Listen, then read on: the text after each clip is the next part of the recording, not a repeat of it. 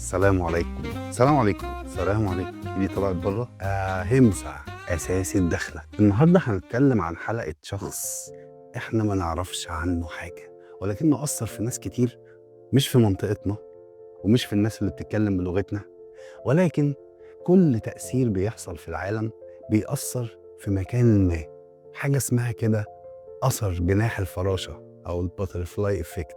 كل حاجة حصلت في مكان ما في العالم ربما تؤثر تأثير قوي جدا على حد تاني في مكان تاني في العالم. حلقتنا النهاردة بتتكلم عن مهافيرا، الحكيم اللي دعا للسلام. مين هو مهافيرا؟ في شخصيات ظهرت في التاريخ وأفكارهم خلت العالم مكان مختلف تماما. ناس غيروا طريقة تفكير البشرية، مش بالحروب ولا بالقوة لكن بالفكر. النهاردة هنحكي قصة راجل قرر يتخلى عن كل شيء، الملك، المال، حتى الراحة اتخلى عنها. راجل عاش زاهد وكرس حياته كلها لنشر السلام المطلق واللطف مع الكائنات الحية. اسمه مهافيرا، وده الراجل اللي أسس الجاينية. تعالوا نحكي حكاية الراجل اللي علم الملايين يعيشوا من غير عنف ولا خوف ولا كره. نشأته، الأمير اللي اتخلى عن العرش مهافيرا اتولد سنة 599 قبل الميلاد في مملكة فاجي في شمال الهند. كان أمير ابن ملك عايش في قصر منيف وعنده كل شيء ممكن يتمناه أي شخص، ولكن على الرغم من كل الرفاهية كان حاسس إن في حاجة ناقصاه. كان عنده أسئلة بتلح عليه. ليه الناس بتعاني؟ ليه في ظلم؟ ليه الإنسان بيتعلق بالحياة رغم إنها مؤقتة؟ وهو عارف ده كويس. وهو عنده 30 سنة قرر يسيب كل حاجة ويمشي. ساب القصر وتخلى عن ملابسه الملكية ومشي حافي في الغابات علشان يدور على الحقيقة.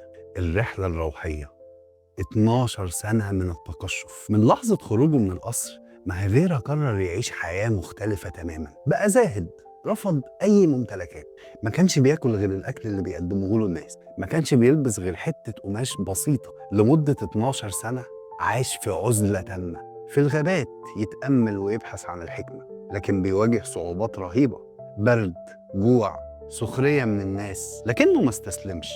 بالعكس، كان شايف إن المعاناة دي هي الطريق للنقاء والتنوير. وفي النهاية بعد 12 سنة من الصبر والتأمل حصل على الاستنارة أو اعتقد ده. هنا بقى مهافيرا، الشخص اللي نعرفه النهاردة أو اللي أغلبنا كتير ما يعرفوش لكن هو معروف في مكانه. فلسفة مهافيرا اللا عنف قبل أي شيء. لما مهافيرا وصل للحقيقة اللي هو كان بيدور عليها بدأ ينشرها بين الناس، وأهم كلمة كان بيقولها همسة، يعني اللا عنف المطلق. مهافيرا عرف إن أي عنف ضد أي كائن حي سواء كان إنسان أو حيوان أو حتى نبات دي خطيئة، وكان بيقول إننا لو عايزين نعيش في سلام لازم نبدأ بعدم إيذاء أي شيء حي. تخيلوا الأفكار دي ظهرت من أكتر من 2500 سنة ولسه ليها تأثير لغاية النهاردة. الجاينيين لغاية النهاردة مش بياكلوا لحوم وما يأذوش أي كائن حي، وده كله بسبب تعاليم مهافيرا. طيب إيه اللي يخلي مهافيرا واحد من أكتر 100 شخصية أثرت على البشرية؟ أفكاره عن اللاعنف ألهمت ناس كتير وأشهرهم كان غاندي. أكيد عارفين غاندي. غاندي استخدم نفس مبدأ أهمسة في مقاومة الاستعمار البريطاني ونجح في ده، وقدر يحرر الهند من غير حرب بدون عنف. وكمان فكرة احترام الكائنات الحية أثرت على ملايين من النباتيين لغاية اليوم اللي احنا فيه ده. مهافيرا كان بيقول إن السلام الحقيقي يبدأ من جوه الإنسان. لو كل واحد فينا حاول يقلل من إيذائه للعالم، العالم ده هيكون مكان أفضل بكتير. دي كانت حكاية مهافيرا، الراجل اللي علم البشرية معنى اللا عنف الحقيقي. لو عجبتك الحلقة ما تنساش تعمل لايك، انت دايما بتنسى الموضوع ده، وتشترك في القناة لأن لسه في معانا ناس كتير قوي انت ما تعرفش عنها حاجة، وفعل الجرس. واكتب لي في التعليقات تحب تسمع عن مين من الشخصيات المؤثرة في الحلقة اللي جاية. أشوفكم الحلقة الجاية. العالم مليان شخصيات غيرته. سلام سلام سلام.